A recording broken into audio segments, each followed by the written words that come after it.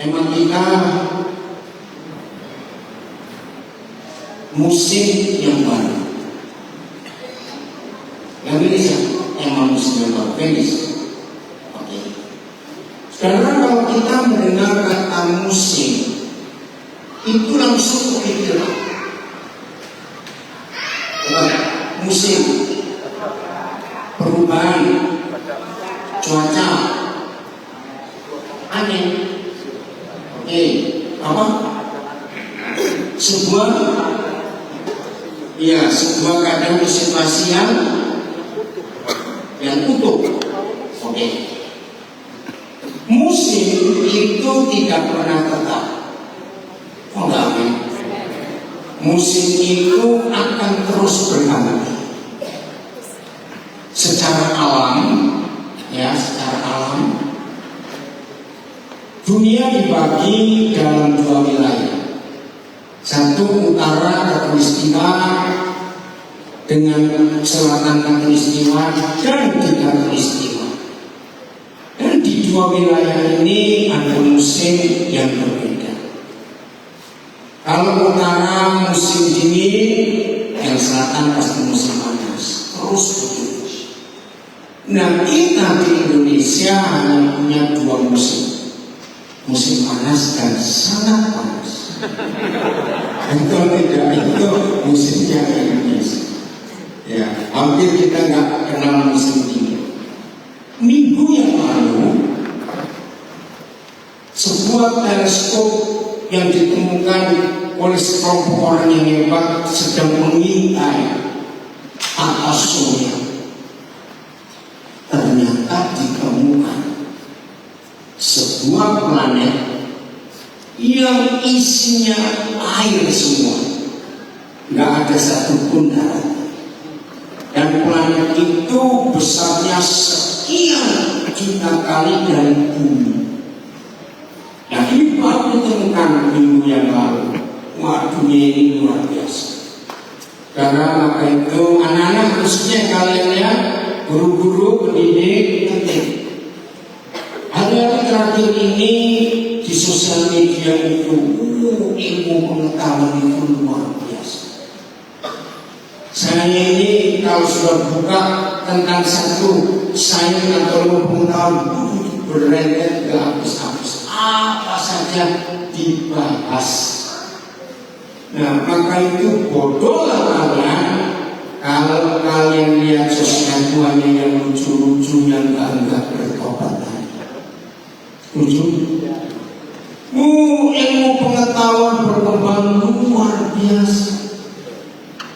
Saya bicara kepada beberapa teman pendeta. Kalau sampai kalian sebagai hamba Tuhan bisa kehabisan bahan khotbah, saya cuma bilang kamu malas. Nah, dari ilmu pengetahuan yang ada di sosial media, khususnya Instagram, maka dari waktu ke waktu makin terbukti bahwa Alkitab itu memang buku yang layak disebut kebenaran. Dan semua ilmu pengetahuan yang ada di sosial media itu bisa dibuktikan lewat Alkitab. Kata-kata. Dan itu sungguh-sungguh menyenangkan. Saudara, dan inilah dunia kita.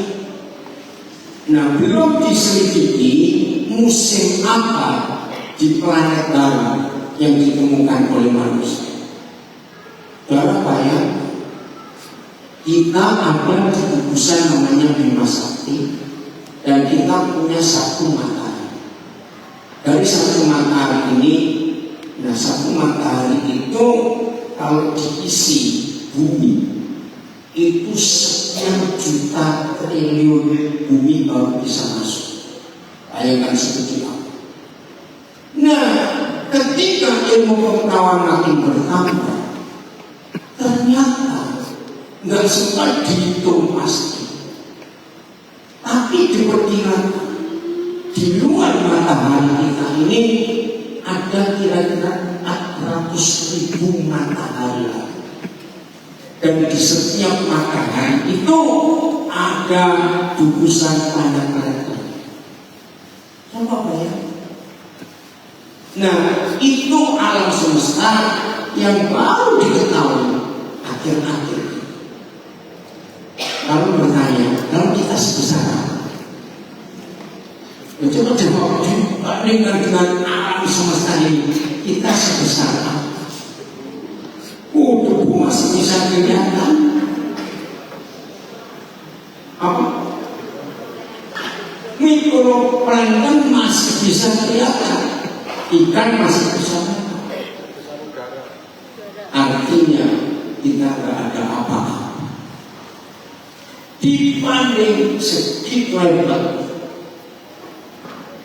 Nah, kalau Bapa di surga pencipta alam semesta ini masih memberi perhatian kepada kita, apa dia nganggur? Jawab. Apa karena dia nganggur? Tidak. Maka itu Mazmur 8. Ya, coba Mazmur 8. Ya. Ayat yang kedua. Mazmur 8 ayat yang kedua. Dari mulut bayi-bayi dan anak-anak yang menyusu. Bayi dan anak yang menyusu. Ini pasti manusia yang belum berumur setahun. Betul? Bayi dan anak-anak yang menyusu. Papa itu memperhitungkan dengan cara apa? Ayo, dengan cara apa Papa memperhitungkan manusia kecil-kecil ini meletakkan dasar kekuatan karena lawanmu untuk membungkamkan musuh dan pendendam. Masih ingat berapa kali saya mengajarkan ayat ini? Pertama kali Roh Kudus mengajar saya ini, langsung saya protes. Saya bilang, Papa kok sadis sekali? Gimana sadisnya? Bagi-bagi kok diajak perang? Nah, betul nggak? Untuk apa? Ternyata Papa itu memperhatikan. Karena kalau kita banding antara kita manusia dewasa dengan manusia bayi, siapa yang lebih rawan bahaya? Jelas kan? Karena mereka lebih rawan bahaya, maka itu Papa beri persenjataan khusus. Sebenarnya ini luar biasa. Bayangkan tidak ada Tuhan lain di dunia selain Tuhan kita yang sempat-sempatnya menghitung jumlah rambut di kepala kita. Betul gitu? Lagi sekali, kalau firman berkata jumlah rambut di kepalamu terhitung, aku tahu jumlahnya. Jangan berkata, oh Tuhan Yesus melindungi rambut. Tidak. Itu menunjukkan bahwa dia teliti dan perhatian kepada kita. Bahkan kalau satu bukur berbunyi pun dia tahu. Maka itu beberapa tahun yang lalu ada seorang sahabat di Malang. Nah, untuk produksi rambut palsu di Indonesia, saudara ini melihat bahkan bisa berperan. Nah, saya ditawari rambut palsu. Ini pertanyaan ada berapa? Apa maksudnya tertawa itu? Nah, saya bilang saya nggak butuh. Kalau untuk izinkan rambut rontok itu tahu ngapain ditutupin lagi. Ngerti ya? Nah, sampai seperti itu Papa kita. Oke? Terus yang kedua saya bilang yang penting istri saya tetap sayang saya. Yang suka ya, kenapa? Gara-gara ayat itu. Setelah rambut jatuh Tuhan tahu kok seteliti itu. Ayat 3. Jadi karena bayi-bayi, anak-anak yang masih menyusui itu sangat riskan, risikonya besar dalam bahaya, maka itu Papa beri sebuah senjata. Nah, dari ayat itu kita baca. Lihat, banyak kali ada bencana alam, ada kecelakaan alat-alat transportasi. Mengapa bayi-bayi lebih banyak selamat daripada orang dewasa? Betul? Dari mulut mereka. Nah, dari mulut mereka. Nah, sekarang kita bilang saya nggak butuh. Kalau untuk izinkan rambut rontok itu tahu ngapain ditutupin lagi. berbahaya, mereka berteriak, artinya Aba, langsung Tuhan turun tangan. Hebat. Jika aku melihat langitmu, buatan jarimu, bulan dan bintang-bintang yang berkuatan. Nah, ini alam semesta. Melihat langit yang tak terukur, karena tahu-tahu langit itu nggak ada batasnya, nggak tahu berapa triliun kilometer ke sana, nggak ketemu batas. Wih, itu luar biasa. Saudara, jika aku melihat langitmu buatan jarimu, kata ini menunjukkan begitu sederhananya Tuhan menciptakan alam semesta. Begini caranya berpikir. Buatan tangan dan buatan jari beda.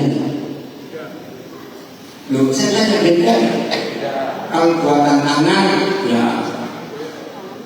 Tapi kalau buatan jari itu cuma gitu saja.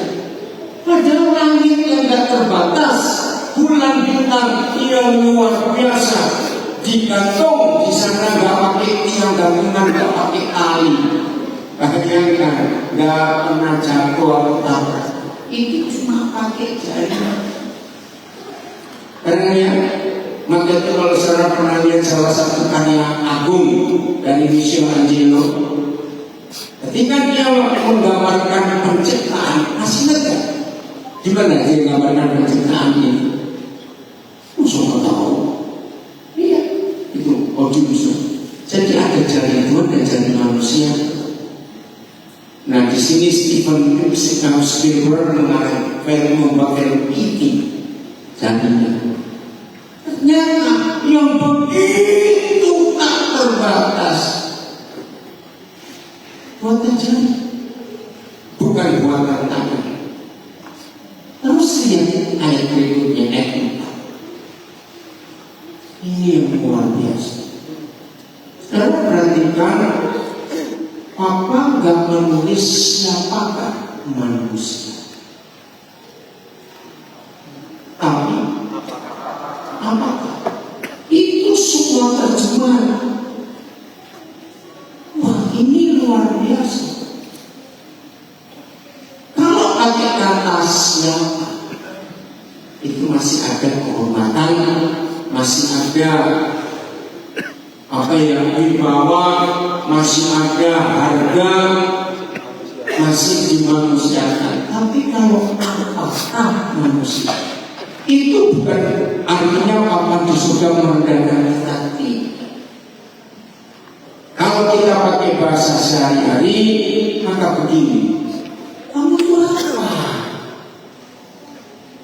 Ngerti gak? Kamu itu apa? Tapi lihat kalimat berikut. Sehingga kamu mengingatnya. Apakah anak manusia sehingga kamu memindahkannya? Dia seharusnya kita ini layak jaga dari nama sekali. Ini hal yang luar biasa yang Tuhan sediakan buat kita. Siapa kita ini? Apakah terjemahan lain? Coba. Apakah terjemahan apa ini? Terjemahan apa? PMD. Aku heran, mengapa manusia sangat penting bagi bumi? Ya kan? Seharusnya kita yang penting nggak bagi Tuhan? Sama sekali, hobi sama repoti Tuhan saja. Betul nggak? Nggak ada harganya, nggak penting. Mengapa kau mengingatnya? Mengapa kau sangat peduli terhadap manusia? Wih, ini luar biasa. Mengapa engkau memperhatikannya? Saudara, dengan firman ini kita itu belajar betapa sayangnya Tuhan. Cuma yang lain ada. Aku tak habis mengerti mengapa engkau memperhatikan manusia yang kecil dan berarti. Sadar dibandingkan alam semesta. Saudara, dari pasal 8 kitab Pastor ini saja. Baru akhir-akhir ini, ya kira-kira 5 tahun, 10 tahun terakhir, ilmu pengetahuan bertambah, maka manusia bisa melihat keluar dari ruang angkasa, keluar dari gugusan bima sakti di mana kita tinggal. Baru kira-kira 50 tahun terakhir, perkembangan ilmu pengetahuan luar biasa, sehingga kita bisa menggambarkan, wah, tapi pemazmur sudah menuliskan ini berapa ribu tahun yang lalu. Mengerti maksudnya? Ada terjemahan yang lain? Eva, coba. Ini apa ya? Ada yang lain? BS, coba. Ini BS. Apakah manusia itu? Sehingga kau ingat dia, siapa dia? Sehingga kau pelihara. Kalau kau hidup di zaman ini, kita bisa mengerti kalimat, karena setelah dunia ini terbuka dengan ilmu pengetahuan, betul. Tapi Daud hidup di zaman itu yang belum ada apa-apa, tapi dia bisa menggambar. Saya masih ingat, gak usah dibaca Mazmur 139. Ketika Daud berkata, matamu melihat aku selagi aku bakal ada. Saudara tahu nggak? Itu CCTV pertama di dunia. Bahkan CCTV-nya tembus sampai ke dalam kandungan. Papa itu melihat, diawasi kita. Percaya sel demi sel itu, aduh luar biasa. Maka ini saudara terus setiap hari cari waktu untuk bisa melihat dalam sosial media betapa hebatnya dunia ini. Ilmu pengetahuan bertambah luar biasa. Maka tiap hobinya cuma lihat duit saja. Betul nggak? Tapi nggak boleh yang lain. Enggak. Biasanya yang hobinya ngeliatin duit itu banyak duitnya, nggak ada duitnya. Nah, yang biasanya ngeliatin itu yang ada duitnya, nggak ada duitnya. Yang ada, kalau nggak ada kan dia itu bukan jawab ini. Tapi orangnya itu dia nggak ada duitnya, nggak ada duitnya. Kalau yang jawab di sini, aneh sekali. Makanya yang sering nggak ada duitnya nggak bisa tinggal. Tapi sudah baik dunia ini. Ayo gunakan waktu untuk melihat yang lain. Dengan lihat duit temannya. Ya, maka itu kalau ada orang yang senangnya ini, aku sih nggak ada waktu. Saya langsung tahu dia cuma punya waktu untuk melihat. Ya saya sering punya waktu banyak. Ya karena obrolan sebenarnya. Ini beda. Amin. Wah, keren semua kita. Ayat yang berikutnya 5. Aduh, lihat ini. Tetapi kau angkat manusia yang gak berarti hampir setara dengan Tuhan. Amin.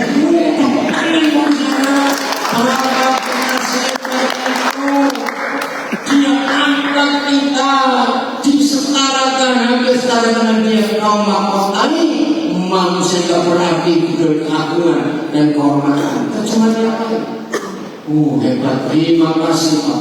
Namun Engkau telah membuatnya hampir sama seperti Tuhan. Dan ini sudah ada di Kejadian 1 ayat 26.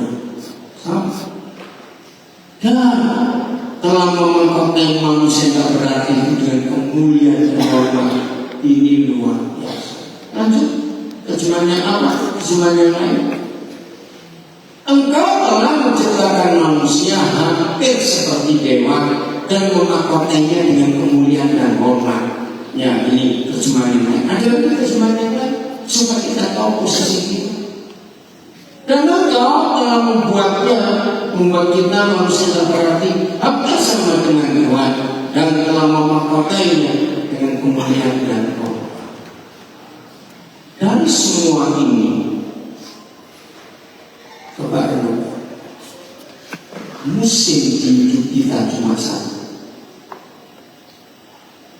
Saya ulangi, dari ayat-ayat yang kita baca ini, ternyata musim di hidup kita cuma satu. Apa? Musim kemuliaan. Enggak ada musim lain di hidup kita. Kalau kita baca Mazmur 8 ini, maka antara Tuhan dengan kita, antara kita dengan Tuhan cuma punya musim saja. Kita terus akan dibawa dari kemuliaan ke kemuliaan terus. 1 Korintus 3 ayat 18. Nah, ini kemuliaan, ini musim hidup kita. Apapun yang terjadi dengan diri kita. 1 Korintus 3 ayat 18. Oh, berarti 2 Korintus 3 18, maaf. Ya. Dan berapa kita? Semua kita ngapain? Mencerminkan kemuliaan Yahweh dengan bukan tidak bersungguh. Kenapa Paulus membandingkan di zaman Musa waktu dia turun dari gunung bertemu dengan Tuhan, karena 40 hari 40 malam Musa nggak ngapa-ngapain, hanya menyerap Tuhan. Maka setelah turun 40 hari itu nempel kemuliaan Tuhan di wajah. Lalu ditutupi karena orang sangat ketakutan. Dan karena kemuliaan itu datangnya dari Yahweh yang adalah Roh, maka kita diubah menjadi serupa dengan gambarnya dalam kemuliaan yang semakin besar. PSI. Ayat 17 artinya, oke, ayat 17.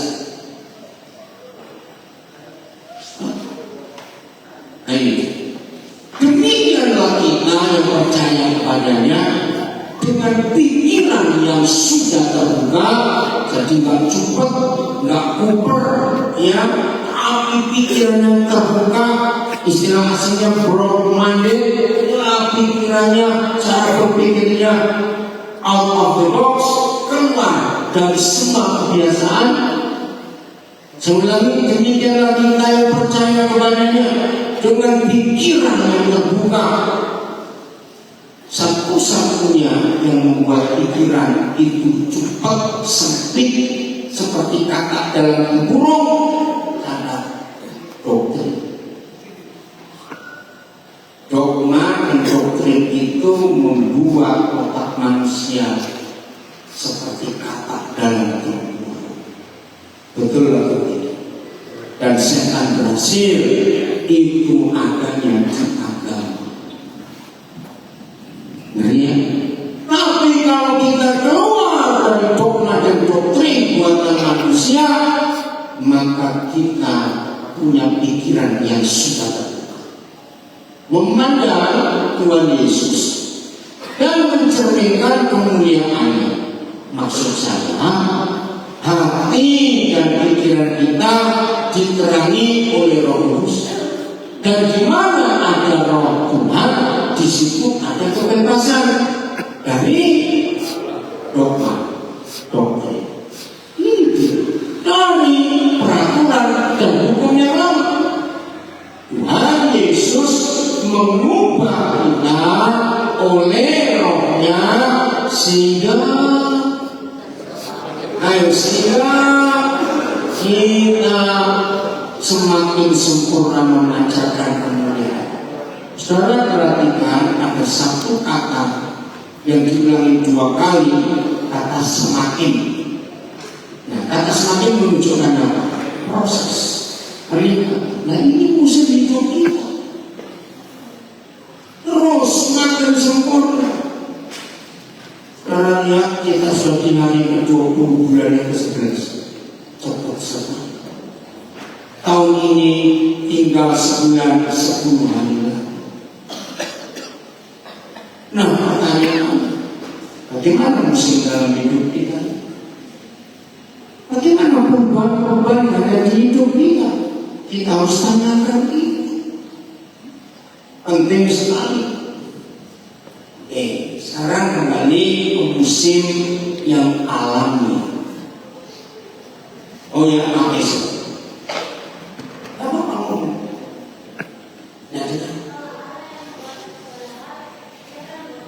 Ya, kalau Tuhan itu buat segala hal, siapa yang buat Tuhan? Dirinya sendiri. Dirinya sendiri. Oke. Kenapa nggak tentang cacing? Cacing itu nggak perlu kawin. Cacing itu tidak perlu beranak. Ngerti nggak? Cacing itu bagaimana? Mau dipotong, mau dihancurkan kecil-kecil, dia akan tumbuh. Nah, itulah penciptaan kita. Jadi, kalau Tuhan menciptakan segala sesuatu, ini pertanyaan Isa, maka Dia itu yang menjadikan dirinya sendiri. Contoh kedua, Isa mama suka buat roti. Nah, ada istilah biang. Tahu ya, yang suka buat roti, tahu biang kan? Nah, biang itu diambil dari adonan, tapi ditambahkan sesuatu dan disimpan, dibiarkan dulu, dan dari situ bisa tambah banyak. Nanti enggak, mudah-mudahan buktinya itu hebatnya apa kita disuruh. Jadi dengan kata lain, Tuhan itu adalah Tuhan yang bisa menciptakan apa-apa dengan dirinya sendiri. Kalau manusia nggak bisa, karena kita masih butuh bahan untuk buat apa-apa. Tuhan itu bisa buat apa-apa, dan Dia yang buat siapa? Dia dirinya sendiri. Maka itu dalam istilah bahasa Latin ada kata causa prima, penyebab segala sesuatu. Itu Tuhan. Nah, perubahan musim yang secara alami itu pasti ada harga yang harus dibayar. Kita mulai dengan bayi-bayi. Nah, yang belum pernah punya anak, ayo belajar. Ketika bayi-bayi ini mengalami perubahan, giginya mau tumbuh. Bayi ini suhu tubuh meningkat, rasa nggak enak semuanya untuk beberapa saat. Bayangkan dari guci yang rapat nggak ada apa-apa, tiba-tiba akan keluar tulang itu. Itu hebat proses perubahan musim. Apa saja dari ulat menjadi kepompong, lalu menjadi kuku. Ada musim yang namanya perubahan itu. Nah, di sini kita melihat ada dua perbedaan. Musim yang dari Tuhan itu cuma satu. Apa tadi? Kemuliaan. Tidak ada yang kita diubah dari kemuliaan yang satu menuju kemuliaan yang berikut, dan terus sampai akhirnya kita sama dengan. Tapi dalam hidup kita, setelah bayi-bayi itu tumbuh gigi, meningkat cepat-cepat saja, masuk usia remaja. Ada perubahan? Kalau gadis mulai menstruasi, kalau anak lagi jantungnya mulai keluar, suaranya mulai berubah. Itu perubahan. Nah, dalam hidup kita, kalau melihat fakta ini, pasti musim sering berganti nggak di hidup.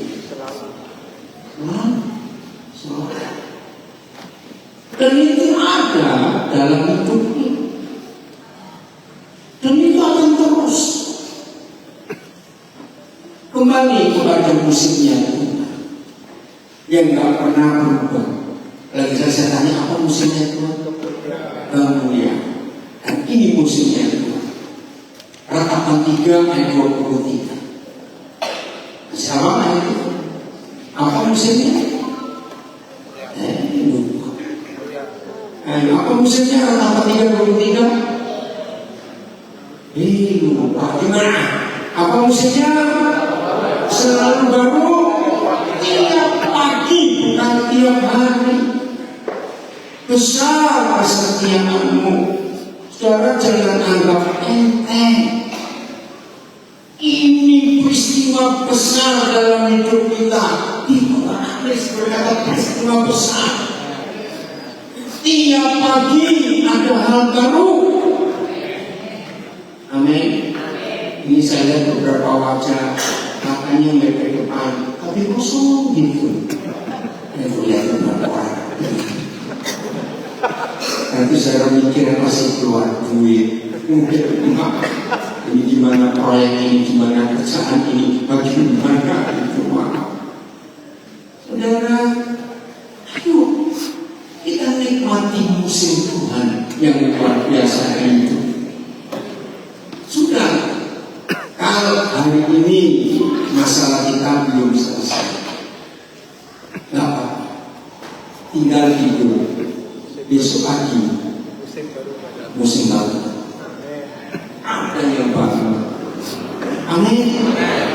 Nah, maka itu kalau setiap pagi selalu baru, berapa kali saya mengajar, maka yang muncul di hidup kita pasti malas bangun siang. Kenapa malas bangun siang? Karena kita tahu ada besok ada apa ini. Itu luar biasa. Nggak bisa tidur, ya. Hari penyebabnya, ya. Ada banyak penyebab orang nggak bisa tidur. Pertama, lapar. Kedua, kenyang. Enggak, itu aneh. Dua hal ini, orang lapar susah tidur, orang nggak kenyang susah tidur, betul tidak? Oke, nah ada banyak utang terlalu banyak, susah tidur juga. Ya, apa saja. Ingat berapa waktu yang lalu kita belajar, ternyata dunia hewan itu dunia yang luar biasa. Kenapa hari ini makanan mereka nggak cukup? Ya, mereka nggak pusing, tinggal aja tidur. Besok pagi bangun ada lagi. Nggak perlu cari. Jadi binatang siang kalau sudah matahari terbenam, mereka nyerah besok.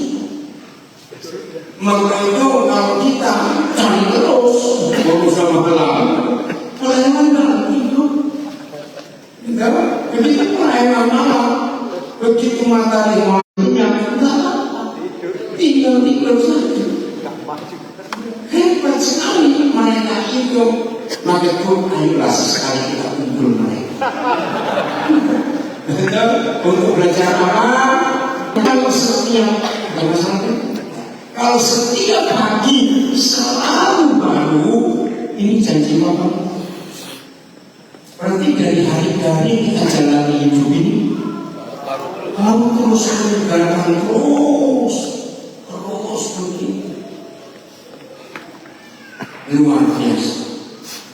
Tahun 80-an pertengahannya, saya lupa antara 87 88. Waktu itu saya belum nikah. Saya masih tinggal di rumah yang dikencengi teman Jalan Museum Kita 8 Surabaya. Nah, itu seorang pengusaha taksi dengan Uber dari Jakarta yang sering ikut saya, sering mendengar firman bahwa kalau saya itu tiba-tiba dia memutuskan ingin 3 hari nginap di rumah. Saya pikir kenapa itu? Ya udah, dia mau. Saya bilang rumah saya itu ramai. Saya nggak pernah punya kamar sendiri. Banyak apa? Susah mau belajar. Oh sudah orang kaya. Saudara, hari keempat saya antar dia ke bandara. Kalimat ini muncul. Sekarang saya tahu kenapa dia hidupnya segar terus, penuh sukacita terus. Karena yang menghadapi tiap hari itu beda-beda. Nah, saya ini belum bangun sudah menghadapi supir yang begini-begini. Sudah menghadapi laporan polisi, supir kami nabrak. Belum bangun sudah urusan bengkel, mobil ini, rusak ini. Karena kan pengusaha taksi belum bisa bayarkan gaji. Walaupun saya ini kaya, uang saya. Nah 3 hari ini saya ikutin model. Hari pertama pagi-pagi waktu bangun sudah menghadapi masalah ini. Terus nggak lama masalah itu datang. Orangnya beda-beda. Ternyata itu menyenangkan. Ada variasi dalam hidup. Kalau saya ini terus saya bilang, yaudah tukar dulu ya, saya frustasi kamu sini. Soalnya itu serius. Dari situ saya belajar. Berjalan bersama Bapa di surga itu nggak pernah membosankan. Ada terus hal-hal baru yang terjadi. Walaupun hal-hal baru itu tentu tidak semua mengenakan. Tapi walaupun tidak mengenakan, kalau itu hal baru, lanjutkan.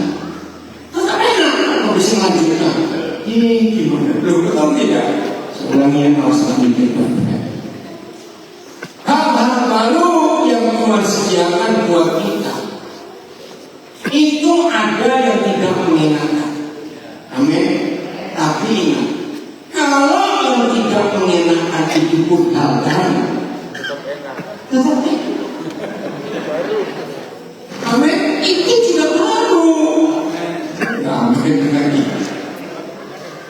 Kalau kebanyakan mau maka itu kalau suatu pagi suami bangun, istri bangun, melihat hal yang baru di suami istrinya, oh beda dengan kemarin.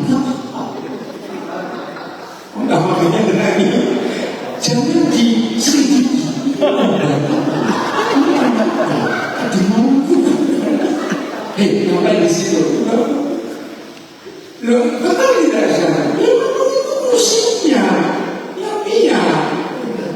Amin. Ini luar biasa kami istrimu mana ada guys? Kenapa ada guys? Oh belum lagi. Tunggu lagi. Boleh apa ini? Terus kacau. Kenapa ini? Ini siapa di taman? Baru katanya.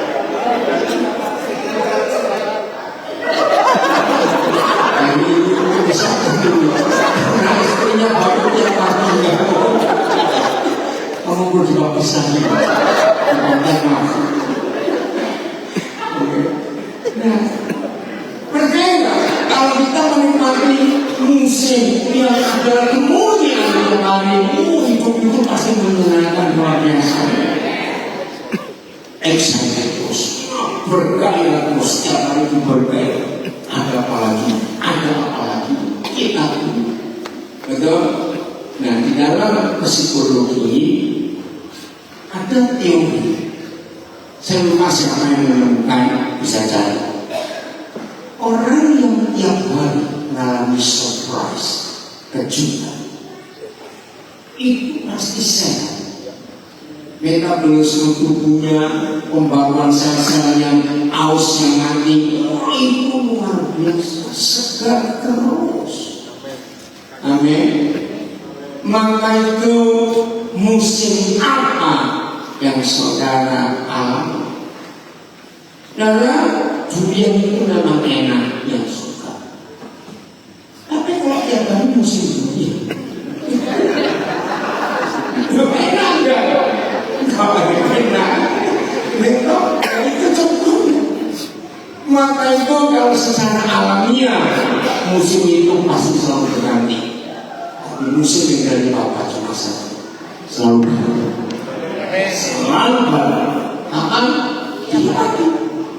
Dan itu menyegarkan. Setiap hari. Ayolah hari ini ada perubahan apa saja musim hidup kita, sabar. Negara 4 musim. Kalau sekarang di utara itu musim rontok gugur. Tapi di selatan seperti Australia, New Zealand itu musim semi. Nah, ada burung-burung tertentu itu luar biasa. Sebentar lagi akhir November atau awal Desember, ketika di utara masuk musim dingin, ini burung-burung ini akan migrasi terbang ke selatan. Itu paling dikit jaraknya 6.000 km. Mereka terbang sekian bulan, mereka di selatan, mereka bertelur, ya, anak-anaknya netas, dan ini yang luar biasa. Begitu masuk musim dingin di selatan, mereka terbang balik ke utara, bawa anak-anak. Yang sudah pernah sana ya? Bisa tanya kok, dia sudah. Dan itu luar biasa. Anak-anak ini bisa ikut terbang kurang lebih 6.000 km lagi. Dan mereka tidak pakai GPS, nggak kesasar, nggak pakai Google Maps dan sebagainya. Kenapa burung yang pertama terbang itu yang mana? Yang induknya perempuannya itu kan? Yang kasih tahu jalannya. Nah itu kasih tahu jalannya bisa. Karena ceritanya itu ada musim, dan itu mereka melakukan setelah musim gugur masuk musim dingin. Nah di antara 4 musim ini, orang-orang yang hidup di negara musim, maka musim gugur paling tidak menyenangkan. Suasananya pasti sejuk, nggak enak. Angin kencang sudah merontokkan daun-daun itu, kotor semua. Bayangkan berapa ratus juta daun itu berjejer. Ya mereka harus nikmati, nggak bisa tidak, sabar. 3 bulan lewat, masuk musim. 3 bulan lagi lewat musim dingin, mulai senang. 3 bulan lewat musim semi, masuk musim panas. Musim panas selesai, kembali gugur. Karena itulah alam. Dan semua ada siklusnya dalamnya.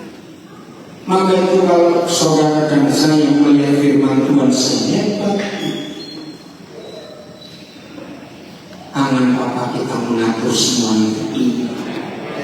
Amin. Maka itu jangan pernah kecewa, jangan pernah marah-marah kepada musim yang saudara alami kita. Kalau musim dimarahi, yang bodoh siapa? Sebenarnya kalau musim dimarahi, yang bodoh siapa? Yang marah. Musimnya yang begitu, nikmati dulu. Nggak apa-apa musim gugur enak, tapi tunggu dulu ya. Ayo hari ini kita menikmati musim. Amin. Terus kalau alam ini ada perubahan, jangan nikmati, betul? Jangan komen, jangan marah. Kalau musim perubahan apa saja, sadar selalu ada pergantian dalam hidup. Dan kalau sudah tiba waktunya, ya memang begitu. Ini alam yang menyediakan. Kita buka ayat yang lain supaya kita makin kenal siapa Bapa kita. Hosea 6 ayat 3. Terima kasih Bapa untuk janji ini. Hosea 6 ayat 3. Marilah kita mengenal dan berusaha sungguh-sungguh mengenal Yahweh itu. Maaf, dalam istilah teologi, doktrin, dogma gereja, maka berusaha untuk mengenal Tuhan itu ada ritualnya. Rajin doa pagi, rajin baca Alkitab, rajin puasa, rajin ibadah. Tapi firman ini maka tidak ada anjuran sedikit pun untuk melakukan ritual. Katakan apa? Lalu apa yang dia beritahu kita? Marilah kita mengenal dan berusaha sungguh mengenal Yahweh. Baca. Ia pasti muncul bicara musim, bukan bicara ritual.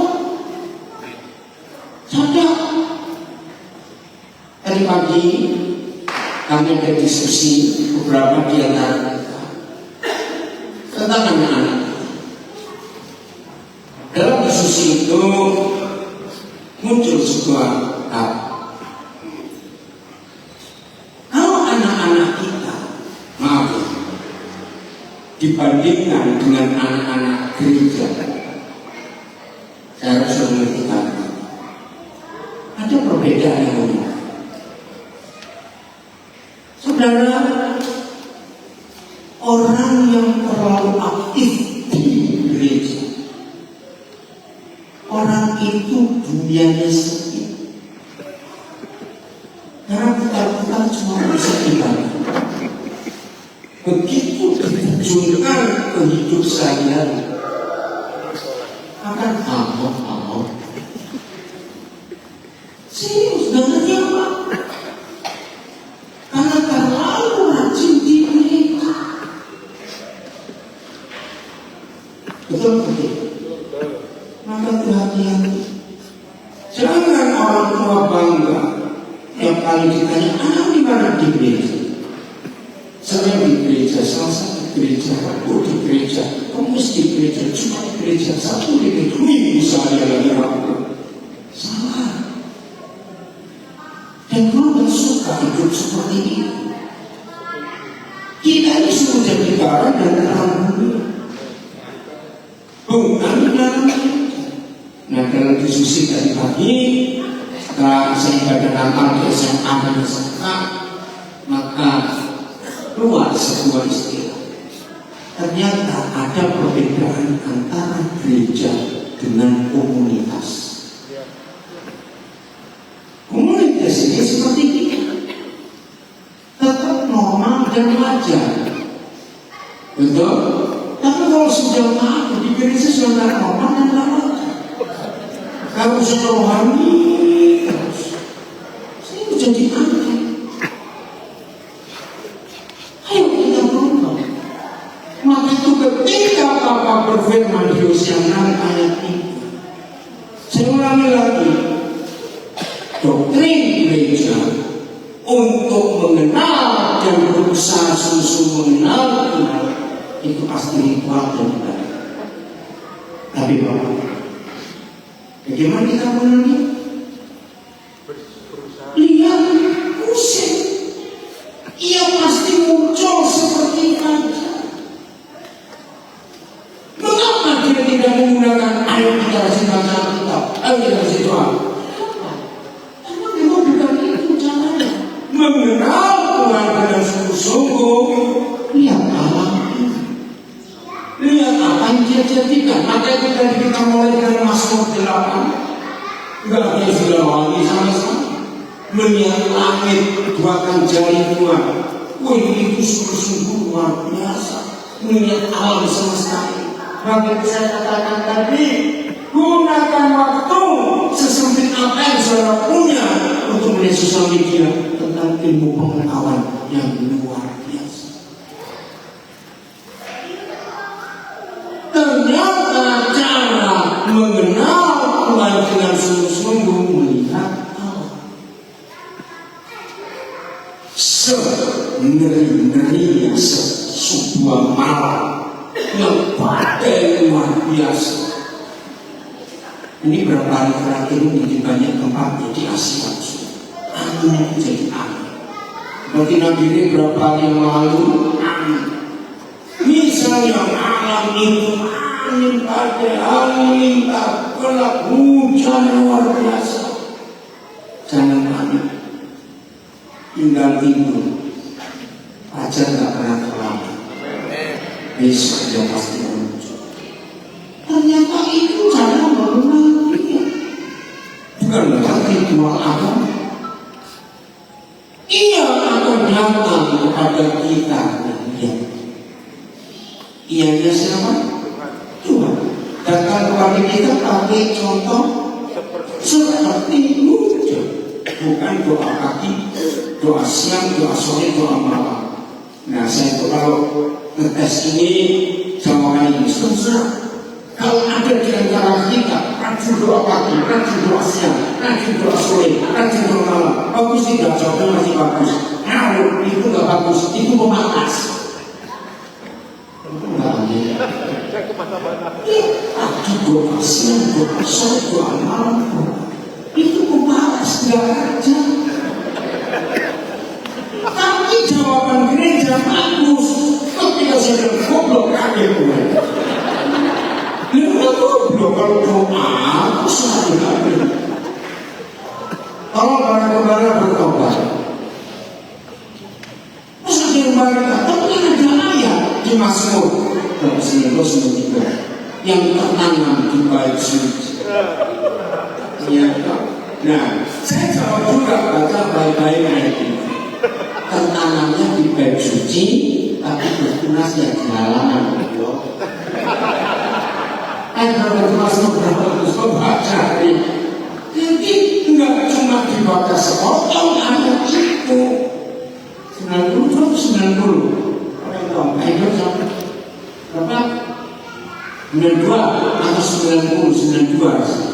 Coba lihat ayat yang ke-16. Kalau cari satu, ayo Pak. Oh, yang coba ayat 13 yang berarti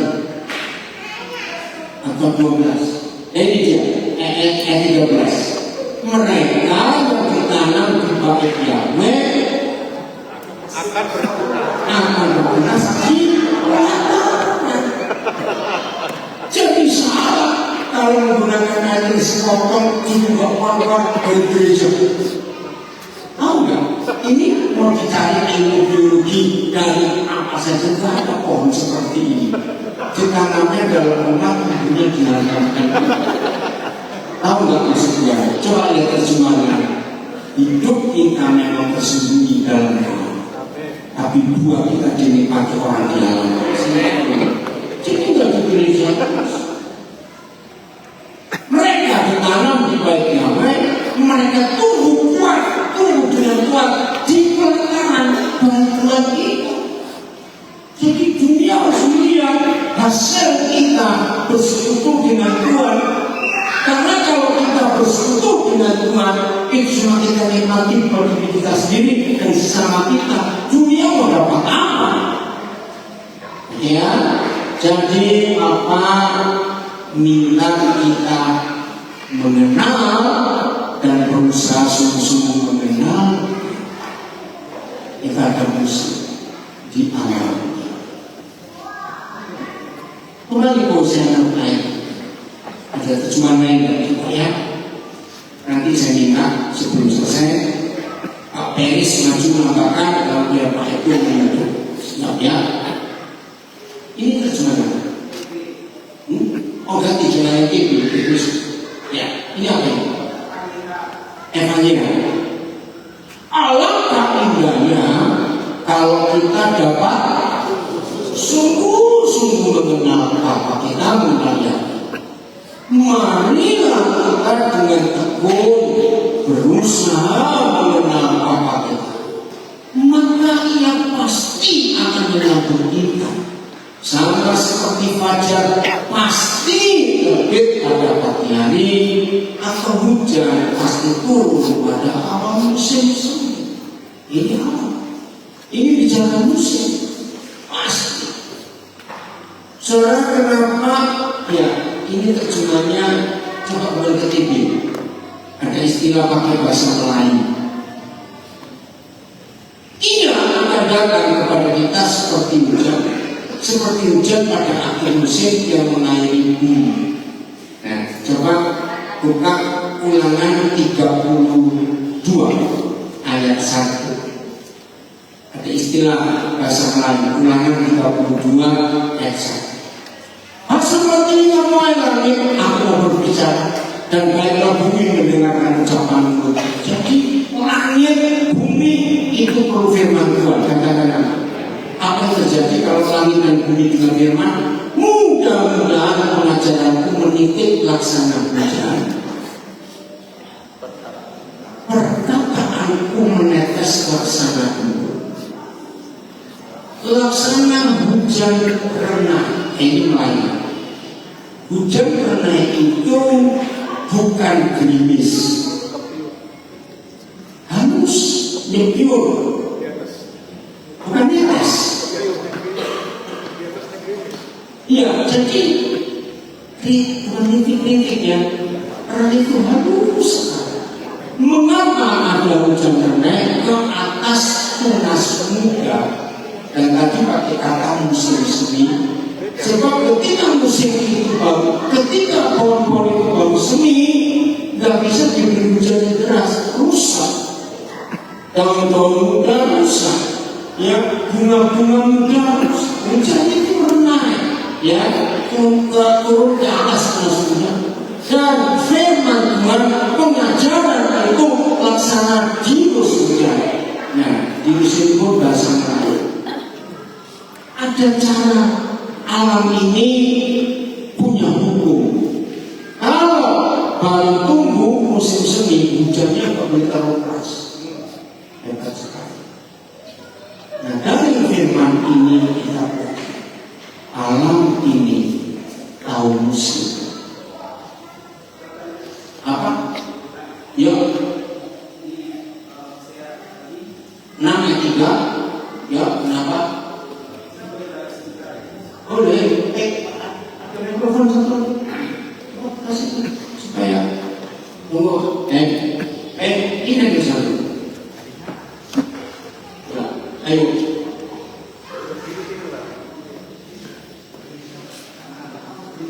Ya, dan di sini karena nanti saya Ya, silakan.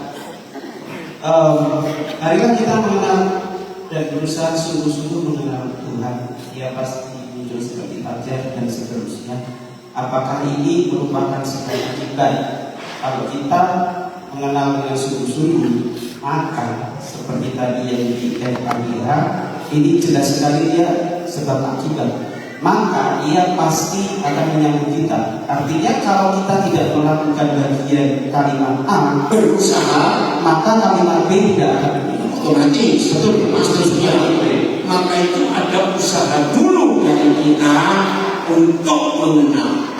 Dari kita ada kerinduan. Ya, yang Terus masuk di logika saya itu gini, yang namanya musim itu kan nggak peduli, itu kan bukan hasil perbuatan kita. Kita mau tidur, kita mau bangun, waktunya hujan ya hujan, gitu. Waktunya dia musim semi ya musim semi. Nggak peduli dengan apa yang kita lakukan. Terus hubungannya itu gimana? Apakah betul sebab akibat atau memang saya harus tunggu memang sebenarnya? Kalau memang belum musim, saya akan berusaha sebagaimanapun. Kalau memang musimnya belum tiba, ya belum. jadi begini, musim itu berubah bukan karena usaha kita. Ya, pasti. Tapi usaha kita itu untuk mengenal apa. Jadi bukan berusaha untuk mengubah musim. Tidak. Kalau kita tidak pernah berusaha, saya beri contoh pacaran sampai menikah. Hanya ada satu proses dari pacaran sampai menikah dan sampai kita salah satu meninggal dunia. Proses itu adalah berusaha mengenal pasangan, tapi bukan untuk merubah hidup pasangan. Terima kasih. Jelasnya, maka itu kalau saya konseling pranikah, tinggal satu saja yang suatu saat akan selesai semua. Tinggal satu yang tidak akan selesai. Sampai umur tertentu, usia pernikahan kita, ngurus anak, ngurus cucu sudah tidak ada lagi. Cari uang sudah tua tidak ada lagi. Seks pun sudah berhenti. Terus dua orang ini ngapain kalau masih hidup? Maka itu pernikahan tidak ada tanda lulus. Kadang-kadang karena mau menikah berapa puluh tahun pun suami tidak akan bisa berkata, oh aku sedang nakal. Istri pun tidak akan berkata, cukup aku nakal. Tidak bisa diproses. Jadi jelas berusaha untuk mengenal itu pribadi Tuhan. Bukan kita berusaha untuk membangun sendiri. Tapi apa menggambarkan dirinya seperti musim ini. Nanti jelas. Yakin Tuhan kita seperti itu? Betul? Oke. Jadi kalau perubahan terjadi, musim kita harus apa? Sabar, nikmati saja. Pas fajar itu pasti akan muncul. Maka kalau hidup kita seperti ini sekarang, tidak ada hal yang berat kita jalani. Selalu ada perubahan, ada perubahan. Maka itu suami istri terus belajar untuk saling mengenal, saling mengenal, saling mengenal. Apa yang disebut